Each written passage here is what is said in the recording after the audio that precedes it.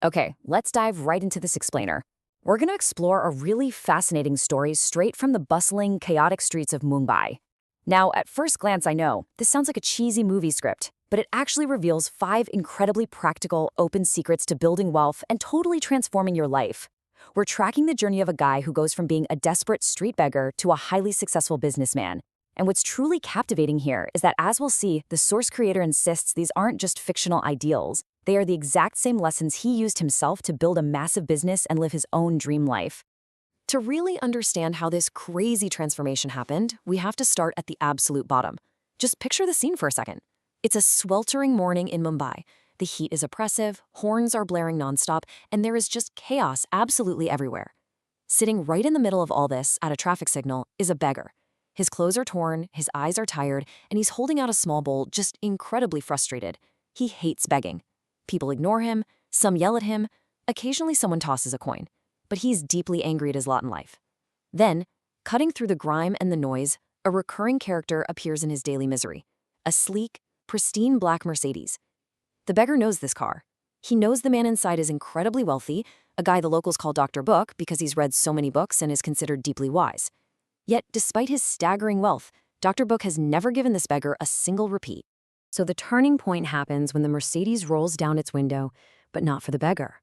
Dr. Book calls over a local peanut vendor, buys some peanuts, hands him a large note, and tells him to keep the change. Well, the beggar sees this and is absolutely furious. He marches right over to the car window, his sense of entitlement completely flaring up, and demands to know why this rich man will just give away money to a peanut vendor but won't spare a single dime for a poor beggar who's been asking for months.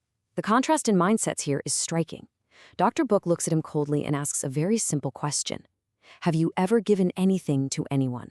Or do you only know how to take? The beggar is frozen. He stammers, I'm a beggar. My whole life depends on asking, what could I possibly give? And this is where the wealthy man drops a philosophy that changes literally everything. Dr. Book says, I am a businessman. I believe in the exchange of value. And the businessman finishes his thought with a really harsh reality check. He says, if you believe you have nothing to give, you have no right to ask. He tells the beggar that if he brings something valuable to the table, he'll gladly pay for it. But if he brings nothing, he gets nothing. And just like that, the light turns green and the Mercedes speeds off, leaving the beggar standing there in the dust with nothing but those harsh, stinging words echoing in his ears. This brings us right to secret number 1, create value first. That night, the businessman's words kept playing on a loop in the beggar's head. His initial anger started melting into curiosity. And by morning, everything shifted. For the first time in his entire life, instead of asking, who can I take from tomorrow, he asked himself, what can I possibly give? He steps outside and spots something he usually ignores entirely, a patch of beautiful wildflowers growing near the train tracks. He remembers a time he casually plucked one and gave it to a passing child, and how that kid's face just lit up with a massive smile. This triggers a massive paradigm shift. He realizes this is his value. He gathers as many wildflowers as he can physically hold. That day at the traffic light, his begging bowl is gone. Instead, he approaches cars with flowers. When someone hands him a coin, he hands them a flower in return. People smile. They say thank you. Some even give him way larger bills than usual. For the very first time, he feels the sheer dignity of providing value.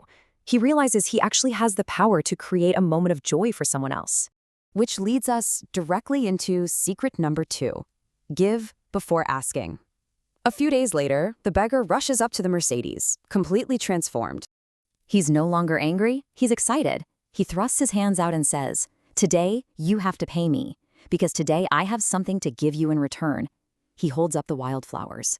The businessman smiles, realizing the guy has finally cracked the code. He pulls out a crisp 100 rupee note, which is a massive amount for the beggar, and hands it over in exchange. The businessman is delighted, but offers one vital correction. He says, very nice, but next time, give the flowers first and then ask. The beggar takes this to heart. He starts handing out flowers to drivers unconditionally. He doesn't hold them hostage for a coin. He gives first, builds that immediate goodwill and surprise, and then waits for the return. And to his total amazement, the returns multiply. It turns out, people are far more generous when they feel they've been gifted something first, rather than feeling like they're just part of a sterile, boring transaction. But soon enough, a new problem pops up. He keeps running out of flowers way too fast. So when the businessman returns, he drops secrets 3 and 4 simultaneously to solve this exact bottleneck. The businessman tells him to stop just handing out flowers to random people. Instead, sell an emotion, not just a product, and sell it to the right audience. He tells the beggar to look for people who desperately need what a flower represents. Like, say, busy guys who forgot to buy gifts for their partners. The beggar starts observing the traffic with completely new eyes. Soon, he spots a young couple on a motorcycle. They're clearly in the middle of a massive argument. You know, we've all seen that look before. The beggar approaches the man and says, "Look, I know you don't have time to find a gift, but I picked these fresh today. Give them to her and put a smile on her face." The guy tentatively hands the makeshift bouquet to his angry girlfriend. Instantly, her face softens, she smiles, and the argument completely dissolves. The unbelievably relieved guy turns to the beggar and asks, "Thank you so much. How much do I owe you?" The beggar experiences a profound internal shift right then and there. He doesn't ask for whatever the man can spare. He states a price, 100 rupees. And you know what? The man happily pays it. As the beggar holds that 100 rupee note, tears well up in his eyes. In that exact moment, the beggar dies and a businessman is born. He's no longer asking for charity. He's providing a targeted, emotional solution to a specific audience. And that brings us to the final lesson. Secret number 5, always think bigger. The businessman rolls up his window with one last challenge. Don't stay at this traffic light forever. What happens next is an incredible 8-month transformation. Taking that final lesson to heart, the man doesn't stay at the signal. By month 3, he stops picking wildflowers and starts buying better flowers in bulk from local merchants. By month 6, he expands his territory, setting up stalls outside temples and colleges. By month 8, his business is booming so much that he actually starts hiring other street beggars to work for him. The whole story culminates beautifully when Dr. Book is sitting in a cafe and a well-dressed gentleman in a really sharp suit walks up to him. It takes the wealthy man a second to recognize him, but it's the beggar. He treats Dr. Book as a total equal, shaking his hand with immense respect, thanking him for the lessons that absolutely changed his life. So let's talk about the open secrets in action and how we can actually apply these lessons today. You might be wondering, why did the source creator share this specific story?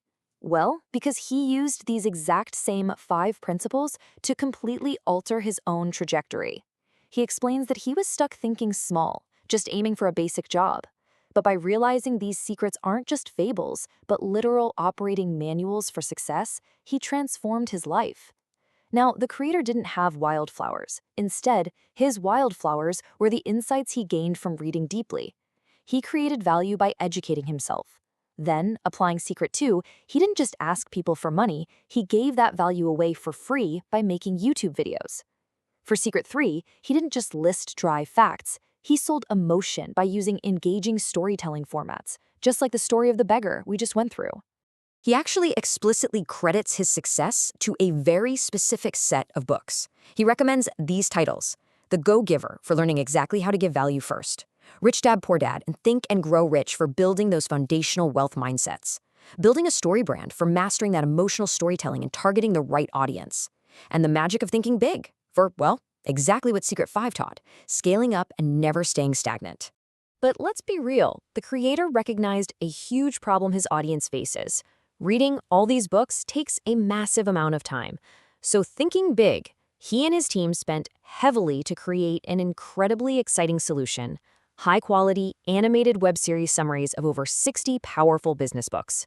He essentially took the knowledge, summarized it, added audio, and then fully animated the whole shebang so you can absorb these life-changing books as easily as binge-watching your favorite show on Netflix. And because he deeply understands the philosophy of providing overwhelming value before asking for a big return, he applies his own lesson here.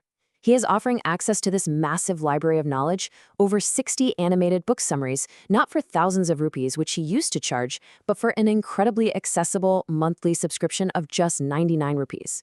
It's an absolute steal, specifically designed to eliminate any barrier to you getting your own wildflowers of knowledge. There's also an urgent call to action attached to this. To push you to act and not just be a passive listener, he's adding a pretty awesome bonus. The first 500 people to subscribe get exclusive access to his live book club. This isn't just about passively watching. He will personally host live sessions to discuss exactly how to take the lessons from these books and implement them into your real day-to-day life, sharing his own personal exclusive experiences. Which brings us to the end of this incredible journey. So I want to leave you with one final provocative question to think about. The beggar found his wildflowers by the train tracks. The creator found his inside the pages of business books. What wildflowers do you currently possess? What skills, talents, or knowledge do you have right now that you aren't using to create value for others? Stop asking what the world can give you. Figure out what you can give the world and just watch how quickly everything changes.